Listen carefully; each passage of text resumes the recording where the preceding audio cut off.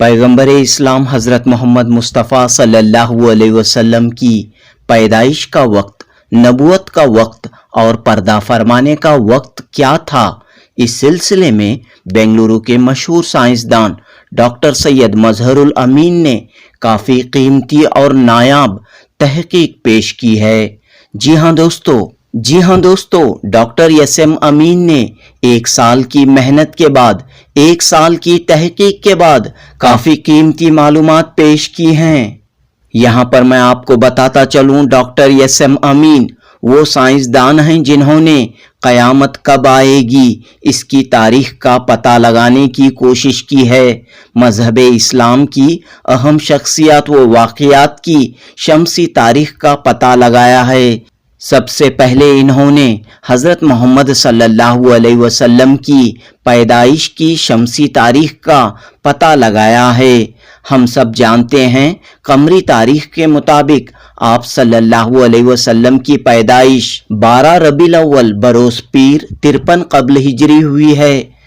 Doctor SM. अमीन ने आप सल्लल्लाहु अलैहि वसल्लम की पैदाइश की शमसी तारीख का पता लगाया है, जो 22 अप्रैल 571 ईस्वी है। शमसी कैलेंडर के मुताबिक आप सल्लल्लाहु अलैहि वसल्लम की पैदाइश का दिन भी पीर आता है। अब डॉक्टर सैयद मजहरुल अमीन ने हज़रत मोहम्मद सल्लल्लाहु अलैहि वसल्लम की पैदाइश का वक्त, नबूवत का वक्त और पर्दा फरमाने के वक्त का पता लगाया है। Doctor SM. अमीन के मुताबिक हज़रत मोहम्मद सल्लल्लाहु अलैहि वसल्लम की पैदाइश का वक्त सुबह सादिक 5:12 था। नबूवत का वक्त सुबह 10:33 था। पर्दा फरमाने का वक्त शाम 4:53 था। डॉक्टर सैयद मजहरुल अमीन ने आप सल्लल्लाहु अलैहि वसल्लम की पर्दा फरमाने की कमरी तारीख को भी शमसी तारीख में तब्दील किया है। कमरी या हिजरी तारीख के मुताबिक हज़रत मोहम्मद सल्लल्लाहु अलैहि वसल्लम 16 रबीउल अव्वल बरोज़ पीर 11 हिजरी को पर्दा फरमा गए। शमसी कैलेंडर के मुताबिक आप सल्लल्लाहु अलैहि वसल्लम 11 जून 632 ईस्वी को पर्दा फरमा गए। इससे मैंने साबित किया कि हुजूर सल्लल्लाहु अलैहि वसल्लम की पैदाइश 12 रबीउल अव्वल 53 क़ब्ल हिजरी यानी 22 अप्रैल 571 ईस्वी को हुई। इसके साथ साथ हुजूर के तमाम इम्पॉर्टेंट वाक़यात, इनकी तारीख भी मैंने बताई और आगे बढ़ते हुए आदम अलैहिस्सलाम की तारीख से लेकर क़यामत तक की तारीख तक भी मैंने दरियाफ़्त की। क़यामत तो अभी 800 साल बाकी हैं, ये तो हमारे दौर में नहीं आएगी। हमारे दौर में सिर्फ ये 4 साल हैं जो बहुत इम्पॉर्टेंट हैं। हम सब जानते हैं कि हुजूर सल्लल्लाहु अलैहि वसल्लम सुबह सादिक पैदा हुए और चाश्त के वक्त में नबूवत हासिल की और असर और मगरिब के दरमियान पर्दा फरमाए। मेरी तहकीक के मुताबिक आप सल्लल्लाहु अलैहि वसल्लम 5:12 को पैदा हुए और नबूवत 10:33 को हासिल की और आप सल्लल्लाहु अलैहि वसल्लम शाम के 4:53 को पर्दा फरमाएं। आप अगर इन तमाम मिनटों के पर गौर करेंगे तो 12, 3 और 53, ये तीनों अगर मिलाएंगे तो फिर भी आप सल्लल्लाहु अलैहि वसल्लम की पैदाइश की तारीख मिल जाएगी, यानी 12 रबीउल अव्वल 53 क़ब्ल हिजरी। तो नाजरीन, अपनी नई और कीमती तहकीक के सिलसिले में डॉक्टर एस.एम. अमीन ने 26 सितंबर 2023 बरोज़ मंगल बेंगलुरु में मीडिया से खिताब किया।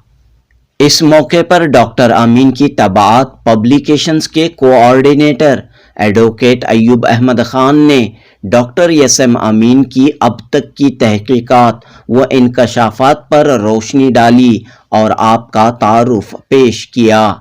जुनूबी न्यूज़ रिपोर्ट।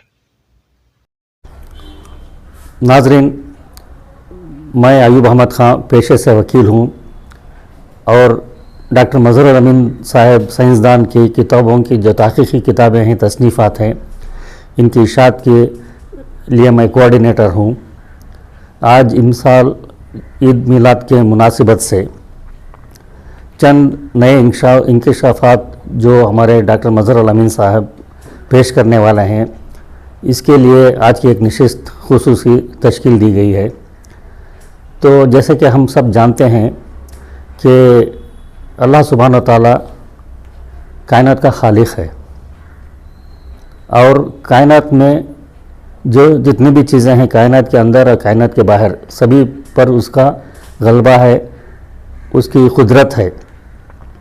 और कायनात के तमाम मखलूक़ात में आला दर्जे के 3 मखलूक़ात हैं जो फ़रिश्ते हैं, मलाइक कहे जाते हैं, और जिन्नात हैं और इंसान है। और इंसान को अशरफुल मखलूक़ात भी कहा जाता है क्योंकि इंसान को अल्लाह सुब्हान व तआला ने इल्म व हिकमत से नवाजा है।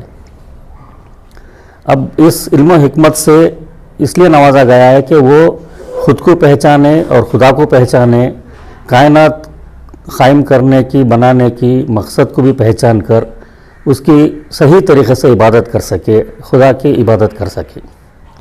अब इंसान की रहनुमाई के लिए अल्लाह ताला ने बेशुमार नबियों को, रसूलों को भेजा और सहीफ़ों को भी भेजा। उसमें ये तो एक दस्तूर रहा है हमेशा कि सबसे बेहतरीन चीज़ आखिर में पेश की जाती है। अभी नबियों में आखिरी नबी मोहम्मद सल्लल्लाहु अलैहि वसल्लम है और आखिरी किताब कुरान शरीफ है। तो ये बेहतरीन चीज़ आखिर में पेश की गई है। इसीलिए कहा जाता है कि अल्लाह सुब्हान व तआला रब्बुल आलमीन है और मोहम्मद सल्लल्लाहु अलैहि वसल्लम रहमतुल आलमीन है। अभी इसी के साथ अल्लाह ताला ने फरमाया है कि मोहम्मद सल्लल्लाहु अलैहि वसल्लम, हमने आपका नाम बुलंद कर दिया और रफ़अना लका ज़िक्रक, तो हमने आपके नाम को बुलंद कर दिया। और इसके साथ कुरान शरीफ में अल्लाह सुब्हान व तआला फरमाते हैं कि ऐ मोमिनो, अल्लाह उसके मलाइक दरूद शरीफ भेजते हैं मोहम्मद सल्लल्लाहु अलैहि वसल्लम पर, तुम भी दरूद सलाम भेजो। तो इसका मतलब ये हुआ कि मोहम्मद सल्लल्लाहु अलैहि वसल्लम की पैदाइश के दिन जब ईद मिलाद मनाई जाती है तो इसके लिए सिर्फ इस बुनियाद पर नहीं कि उनकी पैदाइश का दिन है, क्योंकि ये काबिल तारीफ़ शख्सियत जिसके लिए सिर्फ मुसलमान ही नहीं, ना मुस्लिम भी, गैर मुस्लिम भी, सारी दुनिया के लोग इनके नाम की कदर करते हैं, इनकी इज़्ज़त करते हैं, इनकी तारीफ़ के गुण गाते हैं, उनके अखलाक से मुतासिर हैं, उनके हदीसों को, उनके फरमान बताए गए बातों को अमल में लाते हैं और ख़ुशी महसूस करते हैं। तो आशिक़ाने रसूल की कुछ कमी नहीं है। हर लोग, हर फ़र्द अपने अपने हिसाब से अपने ख़राज अक़ीदत भेजते रहते हैं रसूलुल्लाह सल्लल्लाहु अलैहि वसल्लम पर। तो इसी तरह हमारे डॉक्टर मज़हरुल अमीन साहब साइंसदान अपने साइंसी नॉलेज की वजह से, साइंसी उलूम की बुनियाद पर एक अलग किस्म से मोहम्मद सल्लल्लाहु अलैहि वसल्लम की शान में अपना ख़राज अक़ीदत पेश करते हैं। इनका तसनीफ़ी जो किताबें हैं, तहक़ीक़ी जो किताबें हैं, वो सब मंज़र आम पे आ चुकी हैं। सबसे पहले ईद मिलाद के मौके पर हमेशा सभी जानते हैं कि ये क़मरी तारीख़ से, तक़वीम से पहचाना जाता है। 12 रबीउल अव्वल, 12 रबीउल अव्वल तो सभी लोग पहचानते हैं, सारी दुनिया उस तारीख़ पर ईद मिलाद मनाई जाती है, पहचाने जाते हैं। मगर शमसी तारीख़ की बुनियाद पर, जैसा कि हम आपस में आम तौर पर अपने पैदाइश का दिन शमसी कैलेंडर के हिसाब से बताते हैं आपस में एक दूसरे को, जबकि रसूलुल्लाह सल्लल्लाहु अलैहि वसल्लम की पैदाइश का दिन शमसी कैलेंडर में बताने से इतना यकीन से नहीं कहते। इस कारनामे को डॉक्टर मज़हरुल अमीन साहब ने बड़ी खुश असलूबी से, अपने तहक़ीक़ से और वाज़ेह तौर पर सबूत के साथ तारीख़ को बताया गया है। इसके लिए उन्होंने सन 2014 में एक कैलेंडर तरतीब दी। जैसे कि आमतौर पर जानते हैं, जो भी कैलेंडर राइज है अभी, वो है ग्रेगोरियन कैलेंडर, जो 1580 पर 2 1582 से राइज है, जो अभी भी राइज है और चलता रहेगा। मगर उसके क़बल की जो तारीखें हैं उसको सही मसदक़ तरीक़े से सबूत के ज़रिए पेश नहीं किया जा सकता था। डॉक्टर मज़हरुल अमीन साहब ने इस कारनामे को ऐसा किया कि उन्होंने एक वर्ल्ड एटर्नल कैलेंडर, अमीन का अब्दी कैलेंडर के नाम से एक कैलेंडर तजवीज़ बनाया है, जो शुरुआत से लेकर कितनी भी साल, जितने भी आपकी याददाश्त जाएगी, कितने भी लाखों करोड़ों साल चाहे वो पीछे जा सकते हैं, और क़यामत तक, इन्फिनिटी, तब तक भी आप इसको रेफ़र कर सकते हैं। और उसमें अगर आप अपने आबा अजदाद के जो भी तारीख़ें हैं अगर याद है तो उसका दिन को भी पहचान सकते हैं। ये इसकी बहुत बड़ी ख़ासियत है। ये कैलेंडर कहीं दस्तयाब नहीं है, क्योंकि ये अपने डॉक्टर मज़हरुल अमीन साहब की ज़ाती तसनीफ़ है। इसको चाहे तो आप डॉक्टर साहब की वेबसाइट पर मुताला कर सकते हैं, देख सकते हैं। इस कैलेंडर को राइज करने के बाद डॉक्टर साहब खामोश नहीं बैठे, उन्होंने एक दूसरे कैलेंडर तजवीज़ की, जिसको हिजरी कैलेंडर कहा जाता है, शाहवार हिजरी कैलेंडर, शाहवार हिजरी कैलेंडर। इसमें इनका ये कारनामा है कि ये खमरी तारीख को सोलार तारीख से लिंक करती है। तो आप जो भी खमरी तारीख लीजिए, उसको अगर सोलार तारीख से पहचाना जानना चाहते हैं तो इसको मुताला कर सकते हैं। ये भी एक इनका बहुत अजीम कारनामा है, बहुत ही मखसूस, अलग, मुनफरिद कारनामा है। तो इसकी वजह से, इस तारीख की वजह से आप मोहम्मद सल्लल्लाहु अलैहि वसल्लम की पैदाइश को पहचानते हैं कि ये 22 अप्रैल सन 571 है। अभी वैसे तो हम तस्दीक करने के लिए देखते हैं कि सभी हदीसों में, रिवायतों में है कि आपकी पैदाइश पीर के दिन हुई थी। तो 22 अप्रैल 571 सन ईस्वी में पीर के दिन ही 22 अप्रैल पड़ती है। तो इसका मतलब हुआ कि ये तसनीफ़, ये कैलेंडर और पैदाइश का दिन मसदक़ है, साबित है। तो ये कारनामा डॉक्टर मज़हरुल अमीन साहब का रहा दूसरा। इसके बाद जैसा कि हम जानते हैं, मोहम्मद सल्लल्लाहु अलैहि वसल्लम एक तारीख़ी शख्सियत हैं, कोई अफसानी शख्सियत नहीं है। जिस तरह दूसरे मज़हब के जो पेशवा रहे हैं, उनको सभी को वसूख के साथ नहीं कहा जाता कि ये एक तारीख़ी शख्सियत हैं, क्योंकि रसूलुल्लाह सल्लल्लाहु अलैहि वसल्लम अरब जज़ीरे में पैदा हुए, मक्के में पैदा हुए, मदीने को हिजरत की, वहाँ पे अपनी रियासत कायम की, इस्लाम को फैलाया। आज दुनिया के कोने कोने में मुसलमान पाए जाते हैं, और कहा जाता है कि मुसलमानों की आबादी 200 करोड़ है, 2 बिलियन, और 200 करोड़ लोग सुबह शाम रसूलुल्लाह सल्लल्लाहु अलैहि वसल्लम की आज़ान पे उनका नाम सुनते हैं और अपने तरीक़े से दरूद भेजते हैं, पहचानते हैं। तो डॉक्टर मज़हरुल अमीन साहब को और ख्वाहिश हुई कि मोहम्मद सल्लल्लाहु अलैहि वसल्लम के बारे में भी और एक किताब लिखी जाए, जहाँ पर मोहम्मद सल्लल्लाहु अलैहि वसल्लम के ज़िंदगी के वाक़यात को, जो हमेशा हिजरी कैलेंडर में ऐसे बताए जाते थे कि कभी हुआ होगा, कभी वाक़यात पज़ीर हुए होंगे, सिर्फ अफसानी तरीक़े से कुछ ख्वाब व ख़याल की तरह पेश किए जाते थे। मगर अब ये कैलेंडर बनने के बाद ये पता चल गया कि आज़ादी कब हिंदुस्तान को हासिल हुई। सभी बोलते हैं 15 अगस्त 1947। इसी तरह मोहम्मद सल्लल्लाहु अलैहि वसल्लम के जो भी वाक़यात हुए हैं, हिजरत कब हुई, अंग्रेज़ी शमसी तारीख़ से बताया जा सकता है। आपकी पैदाइश के वाक़यात से लेकर नबूवत के वाक़यात, हिजरत के वाक़यात और दीगर जो भी उनके अहम वाक़यात अपने आप सल्लल्लाहु अलैहि वसल्लम की ज़िंदगी में पेश आए, इन तमाम को इस कैलेंडर के ज़रिए पहचाने जा सकते हैं। ये डॉक्टर साहब की और बहुत अहम तसनीफ़ रही है। इसको भी आपने किताबों की शक्ल में छपाया और मुफ्त तकसीम किया, जो भी शौक़ रखने वाले हैं उन लोगों तक पहुंचाया। ये भी डॉक्टर मजहर अमीन साहब का अजीम कारनामा है। ये साबित करता है कि आप कितने आशिक़ान रसूल रहे हैं और क्या कुछ और करते जा रहे हैं। और इसके बाद डॉक्टर मजहर अमीन साहब अहले बैत रसूल सल्लल्लाहु अलैहि वसल्लम की फैमिली के जो अहम अफराद हैं उनके तारीख़ी वाक़यात को भी इस किताबी शक्ल में पेश किया है और बहुत दाद हासिल की है। तो इसमें भी जो फैमिली हैं मोहम्मद सल्लल्लाहु अलैहि वसल्लम के, जिनको अहले बैत कहा जाता है, उनके हयात के अहम वाक़यात का भी तारीख़ के साथ जिक्र किया गया है कि आप बहुत अच्छी तरह कनेक्ट कर सकते हैं, जुड़ सकते हैं उनके फैमिली के साथ, उनके तारीख़ी वाक़यात को तारीख़ की तरफ से पहचान कर। और इसके बाद हमारे डॉक्टर मजहर अमीन साहब ने खामोश नहीं रहे।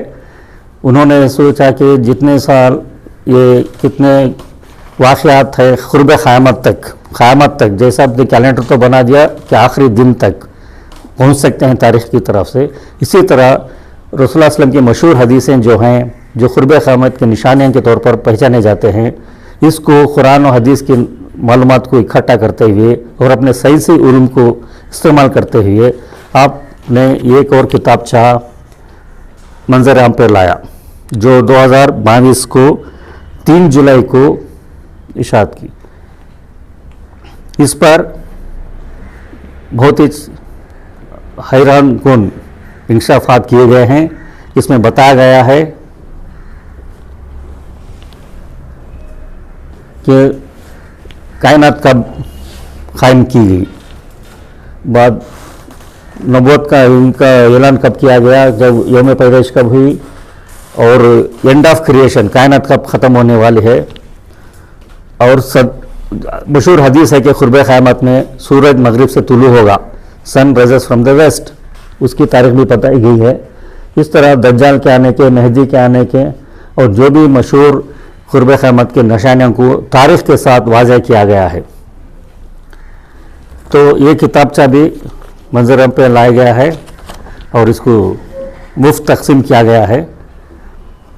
तो इन तमाम चीज़ों को पेश करने का मकसद ये है कि अल्लाह ने जब कायनात बनाई तो उसका एक मकसद रहा कि इंसान को बनाया जाए जो अशरफुल मखलूक़ात हो, जिसको इनसे हिकमत से नवाजा गया कि वो ख़ुद को पहचाने, कायनात के मकसद को पहचाने।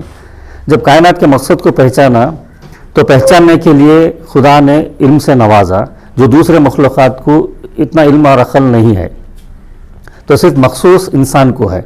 जब इल्म से दे दिया, इल्म पहुंचा दिया इंसान को, तो तहक़ीक़ का ज़हन भी दे दिया। और कुरान में भी कहा जाता है कि गौर व तदब्बुर करो, बार बार। क्यों गौर व तदब्बुर करो? कि आदमी आजिज़ ना रहे, सिर्फ अल्लाह के सामने आजिज़ रहे, कोई से भी मखलूक़ात के सामने आजिज़ नहीं रहना। इसलिए हम देखते हैं कि हालिया दिनों में चांद पर चंद्रयान बोलकर हमारा एक सैटेलाइट वहाँ पे पहुँचा, तो तहक़ीक़ी काम हो रहा है। वो क्यों हो रहा है? इंसानी दिमाग से हो रहा है। जब गैर मज़हब के लोग, जिनकी मजहबी बुनियाद इतनी पुख्ता नहीं है, फिर भी वो बहुत दावे करते हैं, तो उनके साइंसदानों को, चाहे वो यहूदी हों या ईसाई तबके से हों या दूसरे गैर मज़हब के लोग हों, जब वो कुछ बताते हैं तो लोग बहुत जल्दी भरोसा कर लेते हैं। जब एक मुस्लिम साइंसदान कुरान हदीस की रोशनी में अपने सही से उलूम के नतीजे में कोई जब पेशकश करता है तो उसको भी कबूल करना चाहिए और समझना चाहिए, क्योंकि ये कुरान हदीस से टकराते नहीं हैं, मेल खाते हैं। और दोनों का साइंस का मरकब और इन कुरान हदीस का मरकब लेकर डॉक्टर मजहर अमीन साहब ने इन तमाम चीज़ों को मंजर आम पे लाया है। तो जानते हैं कि कुरान में अल्लाह ताला फरमाते हैं कि मैंने हर चीज़ को अपने मिक़दार में पैदा की है। एवरीथिंग क्रिएटेड इन मेजर्स, मतलब कोई भी चीज़ देख लो आप, ये इत्तेफाकी तरीके से, बेतरतीबी से नहीं है। हर चीज़ का एक स्केल है, मेजरमेंट है। तो जब अल्लाह ताला कुरान में खुद फरमाया कि हर चीज़ को मैं मेजरमेंट के हिसाब से बनाया हूँ, तो इसका मतलब हुआ कि मेजरमेंट किस तरह करते हैं? नंबर की वजह से करते हैं, नंबर से, अदद से। जब अदद मतलब एक इल्म है, न्यूमरोलॉजी, नंबर, ये नंबर की मदद को लेकर मजहर अमीन साहब ने अपने कुरान हदीस की रोशनी में ये ताक़ीक़ी काम किया है तो इस तारीखी काम की वजह से आपने न सिर्फ ईद मिलाद को 12 रबीउल अव्वल को शमसी कैलेंडर से वाज़े किया, बल्कि जो भी क़यामत तक होने वाले वाक़यात जिनका जिक्र कुरान हदीस में मौजूद है, जो पहले के लोग नहीं जानते थे, 1500 साल पहले रसूलुल्लाह सल्लल्लाहु अलैहि वसल्लम ने जो फरमाया वो सिर्फ उनके कुरान हदीस में रह गया, लोग तो नहीं पहचानते। अभी साइंस 1550 साल 100 साल से तरक्की कर पा रही है और पहचान पा रही है कि जो चीज़ 1500 साल पहले मौजूद थी वो सही में साइंस के हिसाब में बराबर फिट हो रही है। तो इसका मतलब है कि हमारे इस्लाम को, दीन इस्लाम को साइंस भी एंडोर्स कर रही है, साइंस भी अपना से कंफर्म कर रही है कि ये सही दीन है, असल दीन है, सिर्फ एक ही दीन है। जब खालिक कायनात एक है तो दीन भी एक ही है। आदम अलैहिस्सलाम से लेकर मोहम्मद सल्लल्लाहु अलैहि वसल्लम तक जो भी दीन है वो दीन इस्लाम एक ही है। वो पेशों के नाम से रखे जाने वाले दीन नहीं है। बुद्धिज़्म बुद्धा के नाम पे रखा गया, क्रिश्चियनिटी ईसा अलैहिस्सलाम के नाम पे रखी गई, मूसा अलैहिस्सलाम के मज़हब को यहूद के नाम पे रखा गया। तो ये मज़हब पेशवा के नाम पे नहीं है। इस्लाम एक ही मज़हब है और एक ही खुदा है, तो एक इंसानियत का मज़हब है। तो इसलिए मोहम्मद सल्लल्लाहु अलैहि वसल्लम के बारे में ईद के आज ख़ास मुनासिबत से डॉक्टर मज़हरुल अमीन साहब ये पेश करते हैं कि कायनात को भी कुछ मेजरमेंट की तरह से बना गया है। वो मेजरमेंट क्या है? ये बहुत अजीब चीज़ है, ये कि रसूलुल्लाह सल्लल्लाहु अलैहि वसल्लम ही मेजरमेंट है। मोहम्मद सल्लल्लाहु अलैहि वसल्लम, मोहम्मद, लफ्ज़ मोहम्मद ये अबजद की जो इल्म है उस तरह से लेके जाएंगे तो मीम है, मीम दाल, मीम का जो नंबर है वो 40 है का नंबर 5 है, फिर मीम का नंबर है 40 है, दाल का नंबर है 2। जब इसे जोड़ा जाता है तो 92 आता है। ये 92 इनका नंबर है। तो इस तरीके से पूरे कायनात को अगर 92 के स्केल से मेजर करेंगे तो तमाम चीज़ें फिट हो जाती हैं। इसी तरह रसूलुल्लाह सल्लल्लाहु अलैहि वसल्लम की उम्र देखी जाती है तो कहा जाता है कि 63 ईयर्स है, यानी 40 साल पैदा होने के बाद तक नबूवत नहीं रही, 40 साल के बाद नबूवत हासिल हुई और 23 साल नबूवत का दौर रहा। तो क़ब्ल नबूवत यानी 40 साल का दौर एक मेजरमेंट, 23 साल का एक मेजरमेंट। इसी तरह से ज़िंदगी के वाक़यात और ज़िंदगी जो ज़मीन की जो लाइफ है, लाइफ स्पैन है ज़मीन की, वो भी इसी मेजरमेंट से, ये डॉक्टर मज़हरुल अमीन साहब का कहना है। तो अभी आज की खुसूसी नशिस्त में ये बताए जाने वाले हैं कि मोहम्मद सल्लल्लाहु अलैहि वसल्लम की आज ईद मिलाद के दिन उनके पैदाइश का वक्त क्या है। तो ये डॉक्टर मज़हरुल अमीन साहब अपने तहक़ीक़ी तरीक़े से बताने वाले हैं। तो लीजिए अभी डॉक्टर मज़हरुल अमीन साहब के ज़बानी सुनते हैं कि आज के इनके नए साइंसी इंकशाफात जो कुरान हदीस की रोशनी में अपने साइंसी इल्म के ज़रिए आपके सामने क्या पेश करने वाले हैं। शुक्रिया। अस्सलामु अलैकुम। सरवर कायनात मोहम्मद सल्लल्लाहु अलैहि वसल्लम की पैदाइश का ख़मरी महीना चल रहा है। आपकी ख़मरी पैदाइश की तारीख़ सभी जानते हैं, लेकिन शमसी तारीख़ आज मैं बताने वाला हूँ और साथ साथ मोहम्मद सल्लल्लाहु अलैहि वसल्लम की पैदाइश का वक्त, नबूवत का वक्त और पर्दा होने का वक्त ये बताऊँगा। और आप सब जानते हैं 3rd वर्ल्ड वार अभी हमारे सर पर मंडला रही है, इसकी तारीख़ भी बताऊँगा। अभी कितने साल बाकी हैं 3rd वर्ल्ड वार के लिए ये बताऊँगा। साल तो नहीं हैं, सिर्फ महीने बचे हैं, और कितने महीने बचे हैं ये बताऊँगा। और हमारे अगले सिर्फ 4 साल, अगले 4 साल के बारे में मैं कुछ बताऊँगा। ये 4 साल हमारे ऊपर कैसा गुजरने वाले हैं और हम किस तरह रहना चाहिए इन 4 सालों में, मैं इस पर रोशनी डालूँगा। हम सब जानते हैं कि मोहम्मद सल्लल्लाहु अलैहि वसल्लम 12 रबीउल अव्वल 53 क़ब्ल हिजरी को पैदा है और शमसी तारीख़ 1400 साल से किसी ने नहीं बता सके, इसलिए कि पुरानी सदियों के कैलेंडर किसी ने नहीं बनाए। 17 साल की रिसर्च के बाद मैंने 2 कैलेंडर बनाए, दोनों भी इटरनल हैं और इन कैलेंडरों में किसी भी सदी आप देख सकते हैं। इन्हीं कैलेंडर की मदद से मैंने हुजूर के 63 इयर्स के कैलेंडर की एक किताब बनाई।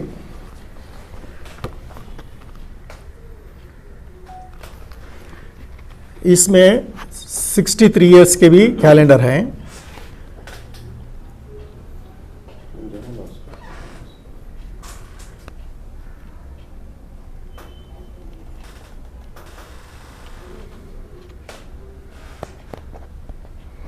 इससे मैंने साबित किया कि हुजूर सल्लल्लाहु अलैहि वसल्लम की पैदाइश 12 रबीउल अव्वल 53 क़बल हिजरी यानी 22 अप्रैल 571 ईस्वी को हुई।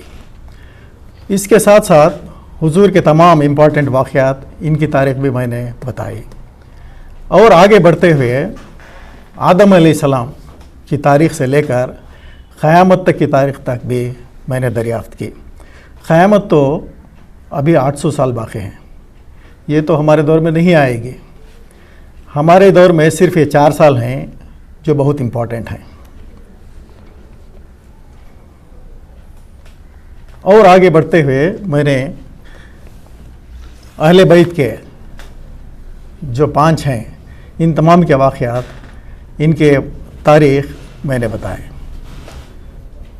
कुरान करीम से साबित है कि अल्लाह नूर हैं और उनका तख्त पानी पर था।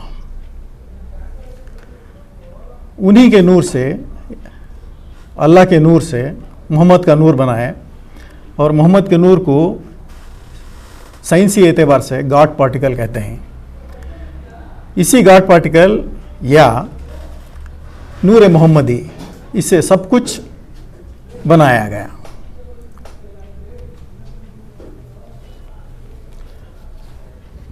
हम सब जानते हैं कि हुजूर सल्लल्लाहु अलैहि वसल्लम सुबह सादिक पैदा हुए और चाश्त के वक्त में नबूवत हासिल की और असर और मगरिब के दरमियान पर्दा फरमाए। मेरी तहक़ीक़ के मुताबिक आप सल्लल्लाहु अलैहि वसल्लम 5:12 को पैदा हुए और नबूवत 10:33 को हासिल की। और आप सल्लल्लाहु अलैहि वसल्लम शाम के 4:53 को पर्दा फरमाए। आप अगर इन तमाम मिनटों के पर गौर करेंगे तो 12, 3 और 53, ये तीनों अगर मिलाएंगे तो फिर भी आप सल्लल्लाहु अलैहि वसल्लम की पैदाइश की तारीख़ मिल जाएगी, यानी 12 रबीउल अव्वल 53 क़बल हिजरी।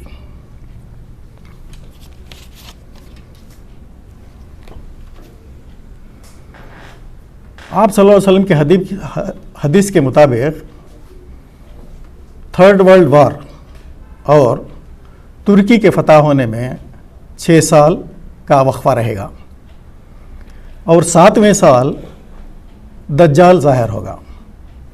मैंने साबित किया है कि दज्जाल 2031 में ज़ाहिर होगा, यानी 2030 को तुर्की फतह होगी और 6 साल क़बल 2030 से 2024 आएंगे। आदम से लेकर अब तक जो भी इम्पोर्टेंट इवेंट्स हुए हैं वो आशूरे के दिन हुए हैं। तो इस हिसाब से 2024 के आशूरे में इंशाअल्लाह 3rd वर्ल्ड होगी, यानी जुलाई 2024।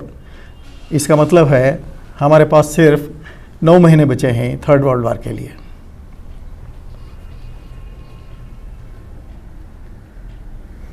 आप सल्लल्लाहु अलैहि वसल्लम की हदीस के मुताबिक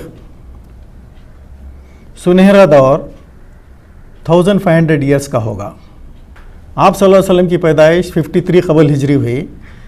53 + 1447 ये अगर मिलाएंगे तो 1500 ईयर्स होंगे, यानी 1447 ईस्वी तक हुजूर सल्लल्लाहु अलैहि वसल्लम का दौर रहेगा। इस सुनहरे दौर में क़यामत की कुछ भी निशानी नहीं होगी इंशाअल्लाह। जो भी क़यामत की निशानियाँ हैं, जो 10 हैं, वो सुनहरे दौर के बाद होंगे, यानी 1447 से स्टार्ट होंगे। क़यामत की सबसे पहली निशानी है सूरज का मगरिब से निकलना। इसका मतलब ये तो नहीं कि सूरज अब जो ईस्ट से निकल रहा है वैसे निकलेगा, ज़मीन ना खड़ेगी ना सूरज उसका डायरेक्शन बदलाएगा। हम सब जानते हैं कि ज़मीन के नीचे ज़मीन एक मैग्नेट है और इसके दो पोल्स हैं, नॉर्थ और साउथ, और ये जो पोल्स हैं ये शिफ्ट हो रहे हैं ज़मीन के नीचे। जब ये शिफ्ट हो जाएंगे तो साउथ की जगह नॉर्थ आएगा, नॉर्थ की जगह साउथ आएगा, और जो आज जो हमारा मैग्नेट नॉर्थ साउथ डायरेक्शन बता रहा है वो साउथ नॉर्थ बताएगा।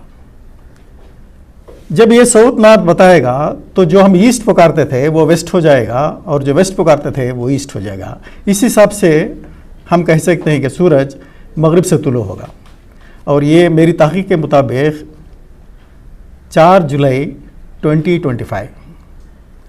और जब भी ये होगा हमारी मैग्नेटिक फील्ड ज़ीरो हो जाएगी, और जो भी हम ये यूज़ कर रहे हैं, जो मॉडर्न इक्विपमेंट्स हैं, हमारा टीवी हो, मोबाइल हो, ये सब इन पर असर पड़ेगा, और हमारी इलेक्ट्रिसिटी तक भी इसका असर हो सकता है। तो आने वाले 2 साल के बाद इनका बचना बहुत मुश्किल है।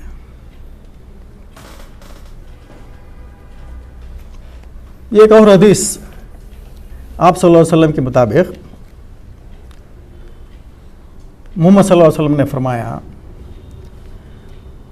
महदी तब तक नहीं आएगा जब तक के 2/3 पॉपुलेशन ख़त्म ना हो जाए। इसका मतलब है सिर्फ 1/3 पॉपुलेशन ही बचेगी। हमारी पॉपुलेशन, दुनिया की पॉपुलेशन 8 बिलियन है। 2/3 यानी 5.5 बिलियन ये ख़त्म हो जाएंगे, और सिर्फ 2.5 बिलियन बचेंगे, और इसका ड्यूरेशन है सिर्फ 4 साल। यानी 4 साल में ये सब चीज़ें होंगे। आप तो देख रहे हैं मक्का में बिजली इस ज़लज़ले देख रहे हैं आप, तूफ़ान, बारिश, ये सब इसलिए हो रहा है कि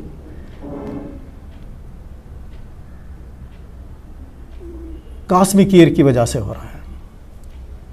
हम सब जानते हैं कि हमारी गैलेक्सी मिल्की वे है, और हमारा सोलर सिस्टम ब्लैक होल के तरफ घूम रहा है। इसके एक चक्कर को कॉस्मिक ईयर कहा जाता है। जब भी ये चक्कर कंप्लीट करता है तो ऐसी चीज़ें होंगे, ज़लज़ले, बारिश, जो भी आप देख रहे हैं ये सब होंगे। तो इसकी तारीख मैंने साबित किया है 25 जुलाई 2025, यानी जुलाई 2025 तक बहुत से वाक़यात होने वाले हैं। 2 साल में तो ये साइंसी वाक़यात हैं, और 4 साल में हमारे पॉपुलेशन का प्रॉब्लम है। तो अगले 4 साल हमारे लिए बहुत अहम हैं। महदी आने के बाद सुनहरा दौर फिर से शुरू होगा, ये तो खुशखबरी है। मगर जब तक महदी ना आएंगे तब तक के लिए ये हमारे लिए छोटी क़यामत ही है। हमारे मॉडर्न टेक्नोलॉजी इफेक्ट हो जाएंगे, हमारी पॉपुलेशन कम हो जाएगी। इसका मतलब है दुनिया ही बदल जाएगी। इन तमाम चीज़ों का एक ही हल है, सिर्फ इबादत।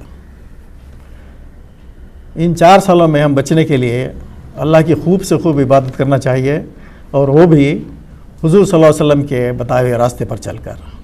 अल्लाह हाफिज़। नहीं, मेरी तो मेहनत है, 17 साल की तो मेरी मेहनत है। मेरे बारे में क्या जानना है? आप साइंटिस्ट हैं, डॉक्टर हैं, रिसर्चर हैं, क्या हैं? हाँ, मैंने MSc फिज़िक्स में किया है और डॉक्टरेट फिज़िक्स में ही किया। इस्लाम के ताल्लुक से क्या आपने तालीम हासिल की? इस्लाम तो पहले से है, मगर 17 साल से ज़्यादा मैं इसके ऊपर काम किया हूँ। दुनिया थोड़ी कम कर दे, और तो आपका जो पैगाम है वो इबादत है, रिसर्च है। रिसर्च है जो 1400 साल से कोई नहीं कर सका। सब हर शख्स उनकी फील्ड में माहिर हैं, साइंस में माहिर हैं। मुसलमान तो बहुत थे, अलजेब्रा हमारा है, ट्रिग्नोमेट्री हमारी है, लॉगरिथम्स हमारे हैं, उनकी फील्ड में बहुत माहिर हैं। दीन में तो माशाल्लाह बहुत हैं, दोनों मिला नहीं सके। आप फिजिक्स के प्रोफेसर हैं, मैं फिजिक्स का प्रोफेसर हूँ। तो उसी वक्त जो है जब यानी कि आप पढ़ाते थे, उसी वक्त से रिसर्च की तरफ यानी कि इस्लाम के ताल्लुक से मेरी शुरुआत इस तरह हुई। जब भी लोग पूछते तो हुजूर की प्रॉफिट मोहम्मद की पैदाइश कब है, तो 12 रबीउल अव्वल के सिवा हमारे पास कुछ नहीं था उस वक्त, तो हमको बोल नहीं सके। ये मुझे बहुत मलाल था। तो मेरी फर्स्ट रिसर्च आप सल्लल्लाहु अलैहि वसल्लम की शमसी तारीख़ है, और इसी से इंटरेस्ट बढ़ता गया और तमाम वाक़ित मैंने ये करे। और जब तमाम डेट्स मिलने के बाद मैंने वक्त पर रिसर्च की। ये तो एस्ट्रोनॉमी है।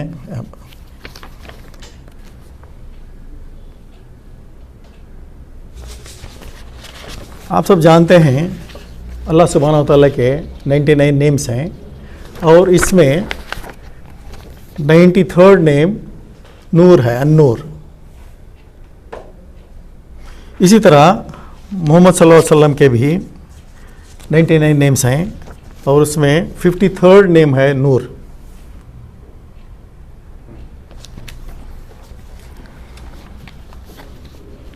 अगर अल्लाह का नूर हम 100% 100 रखेंगे तो अल्लाह का थ्रोन भी था और पानी भी था, तो 93 जैसा कि इसमें है, 93 अल्लाह का नूर है, और 7% में थ्रोन और पानी, ये दोनों चीज़ें बने।